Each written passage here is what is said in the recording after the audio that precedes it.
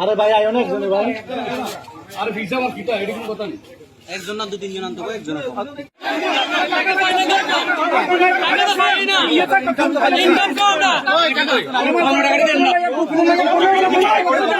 দুই বছর ধরে আমরা এয়ার ক্যালেন্ডারে আমরা কাজ করতে আছি, ঠিক আছে। কাজ করার সাথে আমরা কিন্তু